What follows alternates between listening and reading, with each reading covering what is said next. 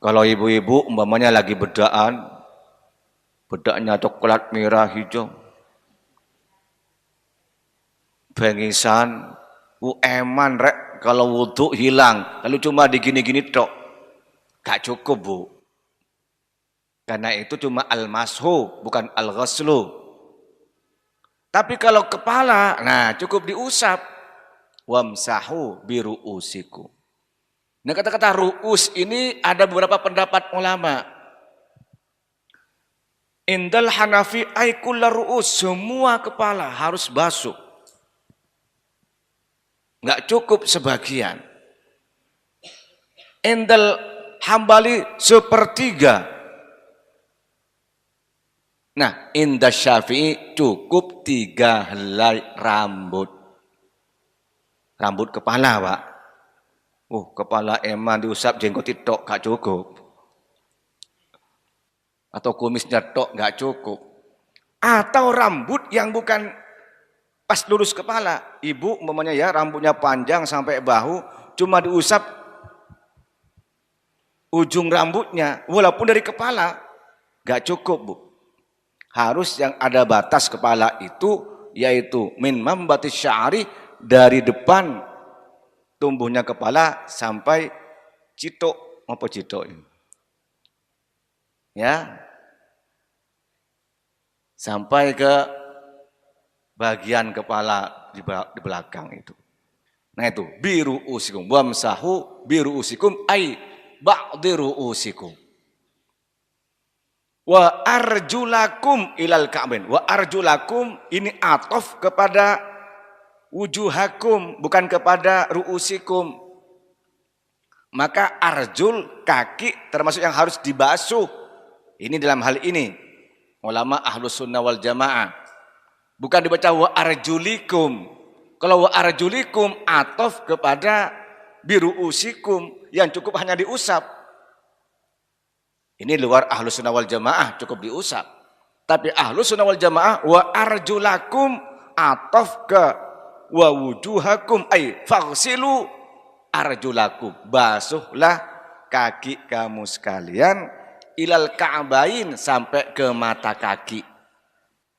Nah, sama dengan tadi itu, mata kaki yang harus dibasuh atau tidak, batas atau harus juga kena, itu berbeda ulama. Makanya indah Syafi'i ya ay ma'al ka'bain. Para bapak, para ibu saya hormati, ayat ini cuma menerangkan 4. Pertama, faghsilu wujuhakum, membasuh wajah. Yang kedua, wa aidiyakum ilal marafiq. Yang ketiga, wa masahu biru'usikum, mengusap kepala.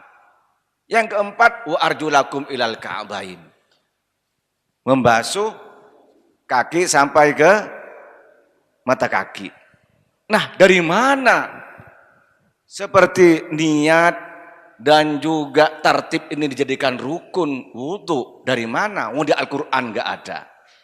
Itulah para bapak, para ibu, menyimpulkan hukum fikih para ulama itu melalui ijtihad, merangkum beberapa dalil Quran dan hadis, lalu disimpulkan menjadi sebuah kesimpulan hukum.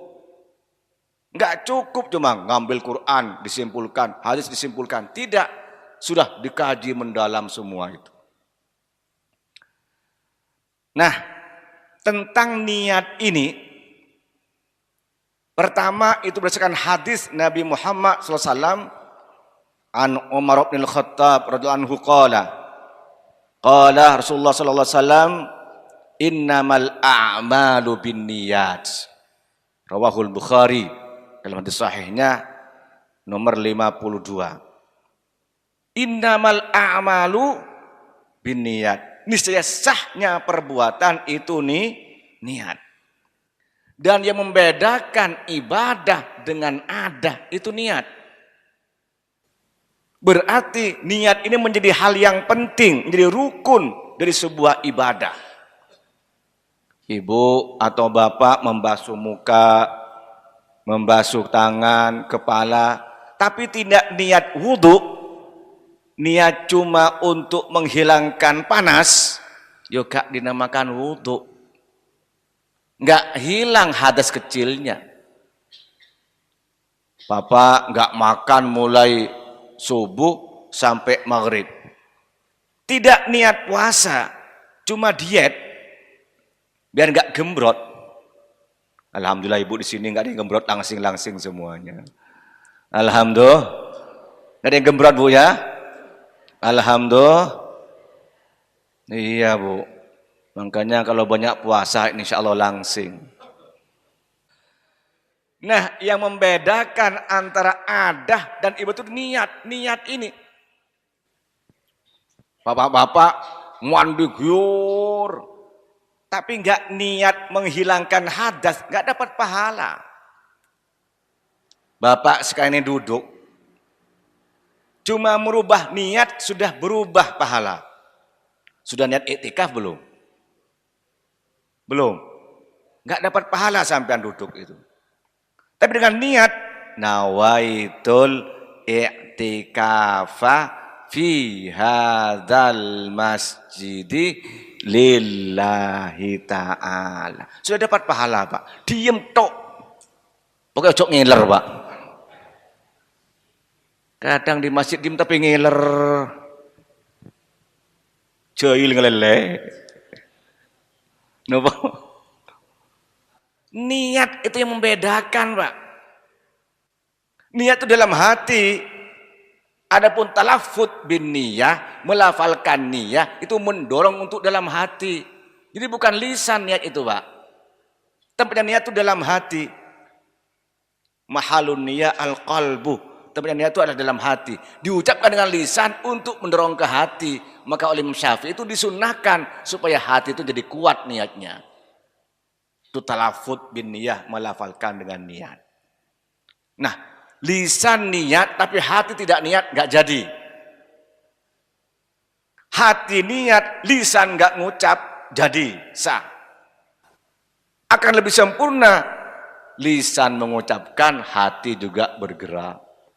Nawaitul wudu'a li raf'il hadatsil asghari fardhon lillahi. Lisan mengucap, nah dalam hati ketika wudhu dibarengkan karena an-niyah muqtarinan bi fi'lihi, bersamaan dengan pekerjaannya. Nah ini dasarnya, yaitu hadis Nabi tentang niat. Semua perbuatan yang membedakan antara ibadah dan yang bukan ibadah itu niat. Sehingga orang yang berwudu niat menjadi rukun wudu itu. Jelas Pak nggih? Nah, fi'lun Nabi ini yang kemudian oleh Imam Syafi'i dijadikan dasar bahwa tartib itu termasuk rukun wudu.